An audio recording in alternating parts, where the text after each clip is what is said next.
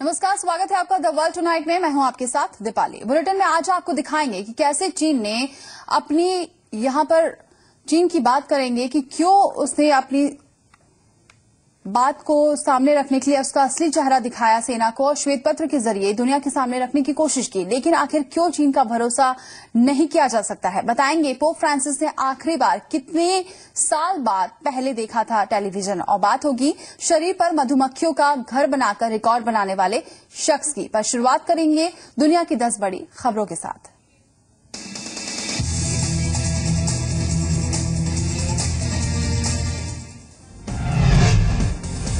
PM Narendra Modi 6 जून से बांग्लादेश के 2 दिन के दौरे पर जाएंगे। पीएम के बांग्लादेश दौरे की आधिकारिक घोषणा कर दी गई है। सत्ता में आने के 1 साल बाद ये पीएम की पहली बांग्लादेश यात्रा होगी। बांग्लादेश की पीएम शेख हसीना ने पीएम मोदी को इस दौरे का निमंत्रण दिया था। विदेश मंत्रालय की तरफ से जारी बयान के मुताबिक इस यात्रा से दोनों देशों के बीच संबंध मजबूत होने की उम्मीद है।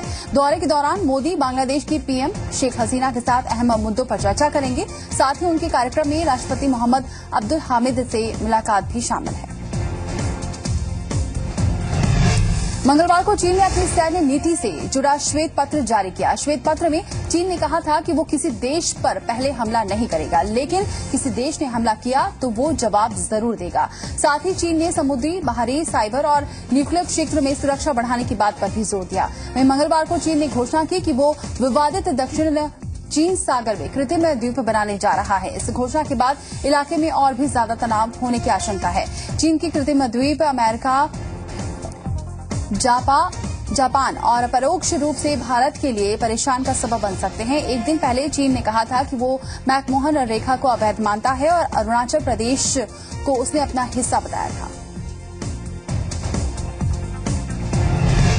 बांग्लादेश सरकार ने एक और इस्लामिक कट्टरपंथी संगठन पर बैन लगा दिया है। सरकार ने अब कट्टरपंथी और देश विरोधी गतिविधियों में शामिल संगठन असरुल्लाह बांग्ला टीम पर प्रतिबंध लगाया है। माना जा रहा है कि देश में सेक्युलर ब्लॉगर्स की हत्या के पीछे इसी कट्टरपंथी संगठन का हाथ है। बीते कुछ महीनों से ये 6ठा कट्टरपंथी संगठन है जिस पर प्रतिबंध लगाया गया है। इस साल फरवरी से अब तक बांग्लादेश में 3 जाने माने ब्लॉगर्स की हत्या की जा चुकी है और इन हत्याओं के पीछे असरुल्लाह बांग्ला टीम का हाथ बताया जा रहा है। इस महीने की शुरुआत में 33 साल के अनंत विजय दास की हत्या कर दी गई थी, जबकि फरवरी में अभिजीत रॉय को और फिर मार्च में वशीकुर रहमान नाम के ब्लॉगर को मार डाला गया था। आतंकी संगठन आईएसआई से जुड़ने के कथित तौर पर 26 साल की एक ऑस्ट्रेलियाई महिला अपने 2 बच्चों को छोड़कर सीरिया जा पहुंची है। महिला की पहचान सिडनी की रहने वाली जैसमीना मिलोवानोव के तौर पर हुई है। मीडिया रिपोर्ट्स के मुताबिक पिछले महीने मिलोवानोव केयरटेकर का ये कहकर घर से निकली थी कि वो नई कार लेने जा रही है, लेकिन उसके बाद वो कभी घर नहीं लौटी। बताया जा रहा है कि उसने अपने पति को मई की शुरुआत में मैसेज किया था कि वो सीरिया जा रही है। रविवार को ऑस्ट्रेलियाई पीएम टोनी अबॉट ने कहा कि ऑस्ट्रेलिया के 100 नागरिक सीरिया और इराक में जिहादियों का साथ दे रहे हैं। इसके अलावा उन्होंने आतंकवाद से देश पर संभावित खतरे को लेकर गहरी चिंता भी जताई है। अमेरिका में टेक्सास शहर में भारी बारिश के बाद आई बाढ़ से अब तक 12 लोगों की मौत हो गई है, जबकि 1200 से ज्यादा घर तबाह हो गए हैं। टेक्सास के गवर्नर के मुताबिक तूफान, भारी बारिश और बाढ़ के कारण हजारों लोगों को शहर से पलायन करना पड़ा है और लगातार बारिश के कारण नदियों का जलस्तर काफी बढ़ गया है। बाढ़ की वजह से अब तक सबसे ज्यादा तबाही हेज और बिमरेले इलाके में हुई है। अधिकारियों ने लोगों को बाढ़ प्रभावित इलाकों से दूर रहने की सलाह दी है, क्योंकि अभी और बारिश होने की संभावना है। तूफान का सिलसिला अभी भी थमा नहीं है और मौसम विभाग की माने तो अगले 1 हफ्ते में और तूफान आ सकते हैं। मध्य चीन के पिंग दिक्षांग इलाके में सोमवार को शाम एक नर्सिंग होम के अपार्टमेंट में आग लगने से 38 लोगों की मौत हो गई, जबकि 6 लोग बुरी तरह झुलस गए। ये नर्सिंग होम बुजुर्गों के लिए है और हादसे के बाद करीब 130 लोग नर्सिंग होम में मौजूद थे। समाचार एजेंसी शिन्हुआ के मुताबिक आग से झुलसे 2 लोगों की हालत गंभीर बनी हुई है। आग इतनी भीषण थी कि फायर फाइटर्स को इसे बुझाने में 1 घंटे से ज्यादा का वक्त लगा। फिलहाल आग लगने के कारणों का पता नहीं चल पाया है।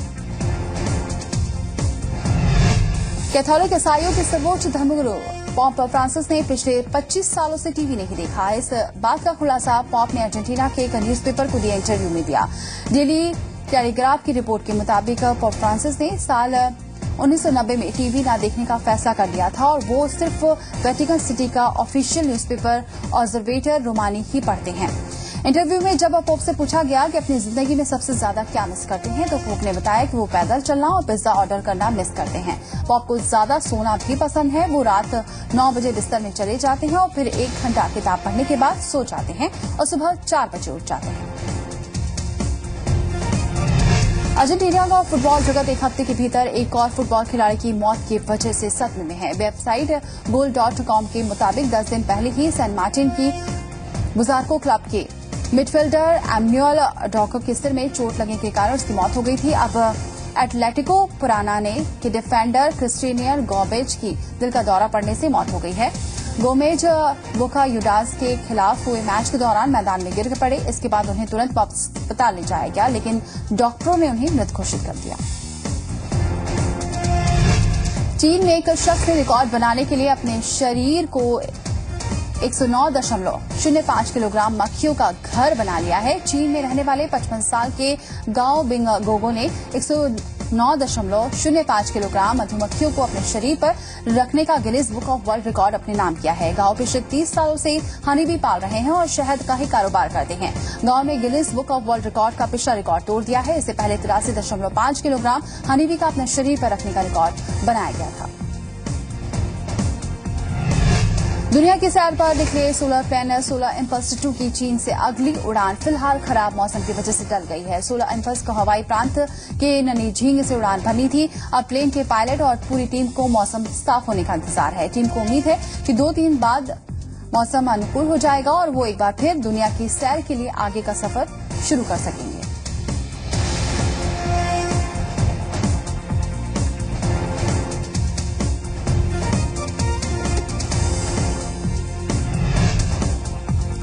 तो ये तो थी दुनिया की 10 बड़ी खबरें। अब बात करेंगे विस्तार से। चीन सरकार अपनी नीतियां छिपाकर बनाती है और कोशिश करती है कि उसकी योजनाओं की खबर किसी को न लगे, लेकिन इस बार चीन ने अपनी सैन्य नीति को दुनिया के सामने रखा है और इसके लिए चीन ने श्वेत पत्र भी जारी किया है। चीन की सेना का कहना है कि जब तक उस पर हमला नहीं किया जाता है वो हमला नहीं करेगा। 21वीं सदी में चीन चाहता है कि वो एशिया की महाशक्ति के तौर पर उभरे, लेकिन एशिया में जहां भारत चीन के लिए चुनौती है, वहीं दुनिया में अमेरिका उस पर लगाम कसना चाहता है। गुपचुप तरीके से अपनी नीतियों को आगे बढ़ाने में चीन को महारत हासिल है और ये बात अमेरिका और भारत बखूबी जानते हैं। चीन की कोशिश खुद को हर मोर्चे पर बीज साबित करने की होती है। यही वजह है कि चीन हर साल अपनी सेना पर अरबों डॉलर खर्च करता है ताकि सैन्य मोर्चे पर भी बाकी देशों को चुनौती दी जा सके। साल 2015 में चीन का रक्षा बजट 145 अरब डॉलर है, पर इस बार चीन ने अपनी सैन्य नीति को लेकर श्वेत पत्र जारी किया है, जिसके जरिए चीनी सेना ने अपनी सोच और नीतियों को दुनिया के सामने रखने की कोशिश की है। मंगलवार को जारी किए गए श्वेत पत्र का शीर्षक चीन की सैन्य नीति है, जिसमें कई अहम बातों का जिक्र किया गया है। श्वेत पत्र में चीन की सेना ने कहा है कि जब तक हम पर हमला नहीं किया जाता, हम हमला नहीं करेंगे, पर हमला किया गया तो जवाब जरूर देंगे। श्वेत पत्र में 9000 शब्दों के जरिए चीन ने अपनी सैन्य और सुरक्षा नीति से जुड़े सवालों का जवाब देने की कोशिश की है और अपने लिए सुरक्षा के बेहद 4 अहम क्षेत्रों का भी जिक्र किया है। चीन की सेना का कहना है कि उसके लिए समुद्री, बाहरी, साइबर और न्यूक्लियर फोर्स सबसे अहम क्षेत्र हैं। यानी चीन की कोशिश भविष्य में इन क्षेत्रों में अपनी ताकत और बढ़ाने की होगी। सेना क्षमता का विकास और उसकी क्षमता बढ़ाना मिशन के मुताबिक होगा और ये सेना का काम है। सिर्फ इतना ही नहीं, श्वेत पत्र के मुताबिक चीन की नौसेना अपने समुद्री तटों के अलावा खुले समुद्र की रक्षा पर भी फोकस करना शुरू करेगी। श्वेत पत्र के जरिए चीन ने दुनिया को ये भी बताना चाहा है कि वो किसी दूसरे देश के साथ परमाणु हथियारों की होड़ नहीं करेगा।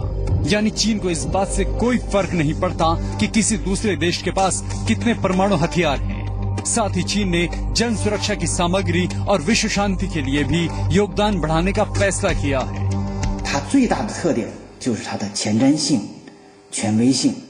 पहले के श्वेत पत्रों से तुलना की जाए तो ये ज्यादा प्रगतिशील और प्रमाणिक है। पुराने दस्तावेज खास तौर पर चीन की सैन्य नीति की समीक्षा और उपलब्धियों का सार हुआ करते थे। वो ज्यादातर भूमिका और व्यवस्थित परीक्षण हुआ करते थे, लेकिन ये पत्र चीन की मौजूदा सैन्य रणनीति का सार है। 系统梳理。那么这次白皮书呢，它不仅仅是 साफ है, इस श्वेत पत्र से चीन ने ये दिखाने की कोशिश की है कि उसकी सैन्य नीति में खुलापन है, लेकिन चीन पर भरोसा करना मुश्किल है, क्योंकि हमेशा चीन की कथनी और करनी में फर्क देखने को मिला है। ब्यूरो रिपोर्ट, जी मीडिया। तो चीन की तरफ से जारी किए गए श्वेत पत्र चीन की सैन्य नीति में कई अहम बातें कही गई हैं, लेकिन आखिर चीन श्वेत पत्र के जरिए किसे और क्या संदेश देना चाहता है? सवाल है कि क्या सैन्य नीति में खुलेपन का दावा करने वाला चीन भारतीय सीमा पर घुसपैठ बंद करेगा और समुद्र से इलाके के देश को घेरना चीन बंद करेगा? भले ही पीएम नरेंद्र मोदी इसी महीने 3 दिन का चीन दौरा करके आए हों और चीन ने भरोसे की बात भी कही हो, लेकिन बावजूद इसके चीन की बातों पर यकीन करना थोड़ा मुश्किल है। वक्त वक्त पर चीन की आदत पीठ पीछे से हमला करने की है। मुंह पर मीठी बात करने वाला चीन पीठ में छुरा घोंपने में भी देर नहीं करता। इसलिए मंगलवार को जो सेना से जुड़ा श्वेत पत्र चीन ने जारी किया, उससे न सिर्फ भारत को बल्कि इलाके के देशों को भी सावधान रहने की जरूरत है। चीन का कहना है कि वो सुरक्षा के लिहाज से समुद्री, बाहरी, साइबर और न्यूक्लियर फोर्स जैसे क्षेत्रों में ध्यान केंद्रित करेगा। यानी समुद्री इलाकों में चीन ने अपनी ताकत बढ़ाने का संकेत दिया है। साथ ही उसने ये भी कहा है कि वो खुले समुद्र में सुरक्षा बढ़ाने पर भी जोर देगा, जिसका मतलब हुआ कि दक्षिणी चीन सागर और हिंद महासागर में चीन समुद्री क्षमता बढ़ा सकता है, जिसका मकसद होगा इलाके के देशों को घेरना, जिसमें भारत, वियतनाम और फिलीपींस जैसे देश शामिल हैं। बाहरी क्षेत्र की सुरक्षा की बात की जाए तो चीन लगातार रूस से तकनीकी मदद लेने की कोशिश में लगा है। साथ ही पाकिस्तान की सैन्य मदद के लिए चीन हमेशा तैयार नजर आता है। इन देशों को साथ लेकर चीन अपनी बाहरी सुरक्षा पुख्ता करना चाहता है। लेकिन सवाल है कि बाहरी सुरक्षा को बेहतर बनाने की बात करने वाला चीन क्या भारतीय सीमा पर घुसपैठ रोकेगा? क्या चीन की सेना भारत की संप्रभुता का सम्मान करेगी? वहीं बात अगर चीन की साइबर सुरक्षा की हो तो यहाँ उसके निशाने पर अमेरिका होगा, क्योंकि अमेरिका कई मौकों पर चीन पर साइबर हमले के आरोप लगा चुका है। ऐसे में चीन चाहता है कि साइबर सुरक्षा बढ़ाकर वो अमेरिका की नजर से बच सके। चीन ने भले ही श्वेत पत्र से दुनिया के सामने अपनी सेना का असल चेहरा दिखाने की कोशिश की हो, लेकिन भलाई इसी में है कि लगातार ताकत बढ़ाती चीनी सेना से सतर्क रहा जाए। ब्यूरो रिपोर्ट, जी मीडिया।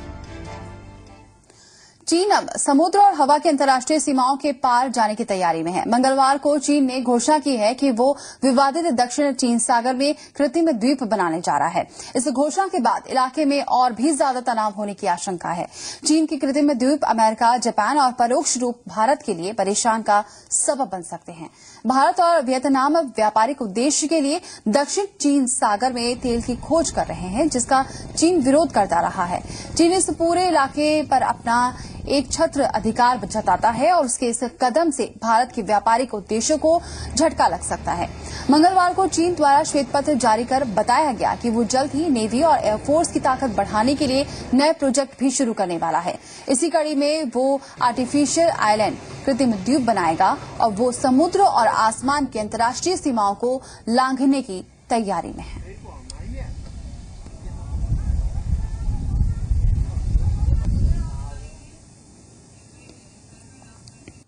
और चलिए अब बात करते हैं अमेरिका के टेक्सास प्रांत में आई भीषण बाढ़ की। 40 साल बाद आई बाढ़ अब तक 10 से ज्यादा लोगों की जान ले चुकी है, जबकि 1000 से ज्यादा लोग बेघर हो गए हैं। कई नदियां जो अक्सर सूखी रहा करती थी, उनमें 40 फीट ऊपर तक बाढ़ का पानी उफान मार रहा है।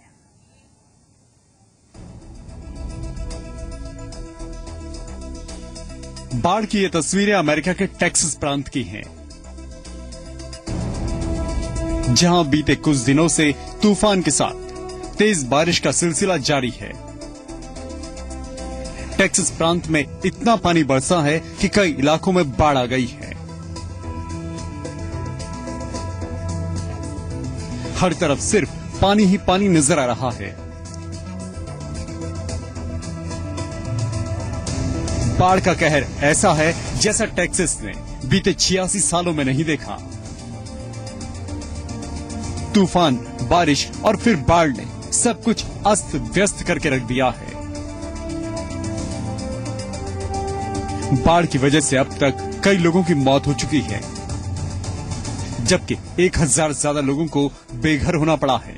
टेक्सास के मेयर के मुताबिक बाढ़ और तूफान के कारण 1200 घर भी तबाह हुए हैं। हालात को देखते हुए प्रशासन ने लोगों से सुरक्षित जगहों पर जाने की अपील की है। रिकॉर्ड तोड़ बारिश के कारण आमतौर पर सूखी रहने वाले नदियों में अचानक बाढ़ आ गई है और लगातार तूफान आ रहे हैं। अमेरिकी मौसम विभाग के मुताबिक नदी की लहरें 43 फीट तक पहुंच गई हैं, जो एक रिकॉर्ड है। इससे पहले 1929 में टेक्सास में भयंकर बाढ़ आई थी। उस समय नदी का बहाव 32 फीट तक था। अमेरिकी मौसम विभाग की माने तो मुसीबत का ये दौर अभी खत्म होने वाला नहीं है और अगले एक हफ्ते में कई और तूफान आ सकते हैं। ब्यूरो रिपोर्ट, जी मीडिया। अगर हमारे आसपास एक भी मधुमक्खी आ जाए तो हम डर कर दूर भागने लगते हैं, लेकिन जरा सोचिए अगर आपके आसपास सैकड़ों मधुमक्खियां हो तो आप क्या करेंगे। चलिए आपको दिखाते हैं एक हैरान कर देने वाली तस्वीर। जरा इस शख्स को देखिए, ये वो तस्वीर है जिन्हें देखकर किसी की भी आंखें फटी की फटी रह जाए, क्योंकि यहाँ एक शख्स है और उसके आसपास सिर्फ और सिर्फ मधुमक्खियां हैं। एक मधुमक्खी भी अगर आसपास घूमती दिख जाती है तो आमतौर पर यह डर सताने लगता है कि मधुमक्खी डंक न मार दे, लेकिन इस शख्स को देखकर लग रहा मानो जादू की झप्पी मधुमक्खियों को दे रहा हो। मधुमक्खियों के बीच रहने वाला ये नया रिकॉर्ड बना है चीन में। चीन में एक शख्स गाओ बिंगुओ ने रिकॉर्ड बनाने के लिए अपने शरीर को 109.5 किलोग्राम मक्खियों का घर बना ली। इसी के साथ Guinness book of world record अपने नाम कर लिया। इसके लिए गाओ बिंगुओ को काफी मशक्कत भी करनी पड़ी। उन्होंने अपने शरीर पर करीब 1 दर्जन क्वीन बीज लगाए, जिसके बाद बाकी की बीज उनकी तरफ अट्रैक्ट हुई। गाओ पिछले 30 सालों से हनी बी पाल रहे हैं और शहद का ही कारोबार करते हैं। गाओ ने Guinness book of world record का पिछला रिकॉर्ड तोड़ दिया है।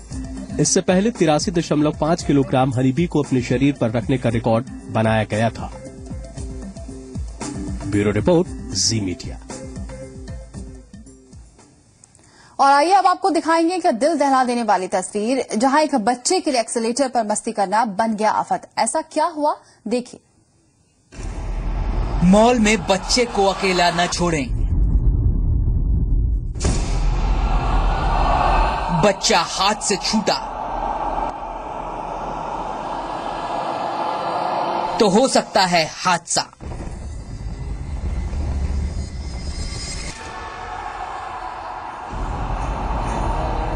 चीन से आई ये तस्वीरें डराने वाली हैं, खासकर उनके लिए जो अपने छोटे बच्चों को मॉल जैसी जगहों पर लेकर घूमते हैं।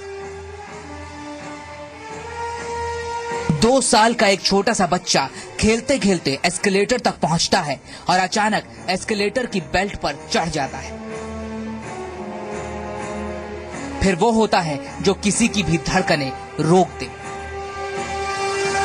बच्चा एस्केलेटर की बेल्ट पर थोड़ी दूर तक खिंचा चला जाता है और अचानक इसके बाद वो नीचे जमीन पर गिरने लगता है। बच्चा 2 मंजिल की ऊंचाई से जमीन पर गिरता है और नीचे से गुजर रहे एक शख्स की नजर उस पर पड़ती है। वो पीछे हटता है। जब तक उसे माजरा समझ में आता है, बच्चा जमीन पर आ गिरता है।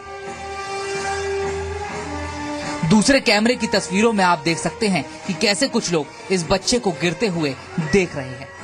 2 साल का ये बच्चा खुशकिस्मत था कि उसकी जान बच गई, लेकिन बच्चों के साथ मॉल के एस्केलेटर से होने वाले इस तरह के हादसे उन माँ बाप के लिए सबक हैं जो ऐसी जगहों पर बच्चों को अकेला छोड़ देते हैं। ब्यूरो रिपोर्ट, जी मीडिया।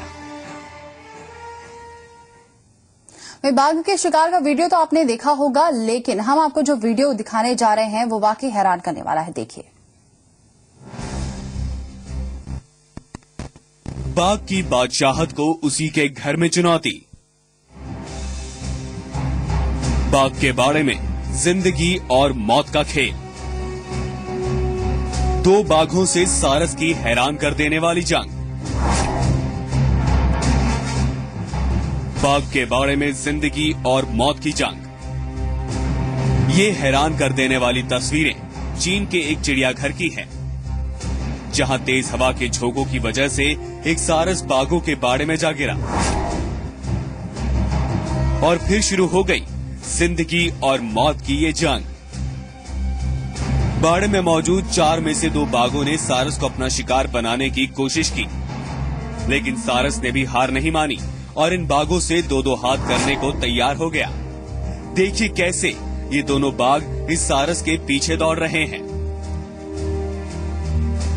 अब जरा इस तस्वीर को देखिए कि कैसे इस सारस ने दोनों बाघों को भगा दिया। सारस और बाघ के बीच जिंदगी और मौत का ये खेल काफी देर तक चलता है, लेकिन अंत में जीत सारस के हौसले की हुई, जब चिड़ियाघर के कर्मचारियों ने इसे बचा लिया। ब्यूरो रिपोर्ट, जी मीडिया। इसके साथ वर्ल्ड टुनाइट में आज के लिए बस इतना ही। दीजिए पूरी टीम को इजाजत। नमस्कार।